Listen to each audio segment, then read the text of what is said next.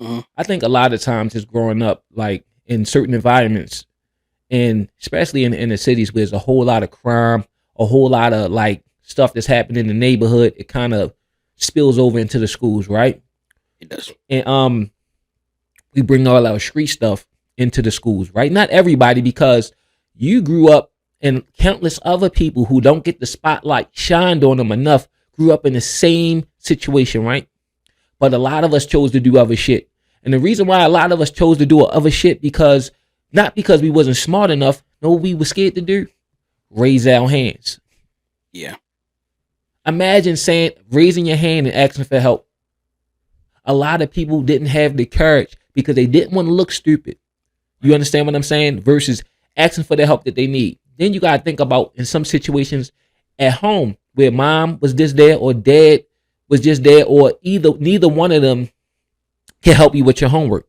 If you was fortunate enough to have a big sister or a big brother who knew something, they can help you with your work or whatever.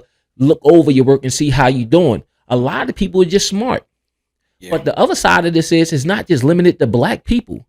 No, I don't You know think what it's I'm like. saying? But that's the argument in this discussion. You know what I'm saying? It's not. I'm not trying to drag any other group into this, but it's not like it's just some genetic thing where black men just can't. Because you see, when you take a black student and put them in any environment outside of just the urban environment, they do good. Right.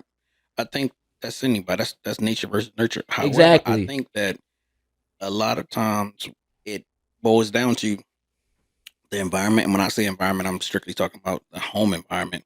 If Yes. education is not a priority, or if it's not paramount, then of course it's not going to be important to the kid. You have to take into account that, like you said, a lot of times. Well, I mean, let me go take a step back. A lot of people that live in poverty, they're on survival mode. You know what I'm saying? And they on survival mode 24 hours a day.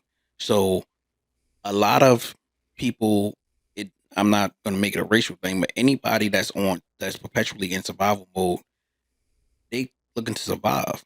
So you may be in school, but if you old enough to work, we need you to work. We need that income. And it's unfortunate.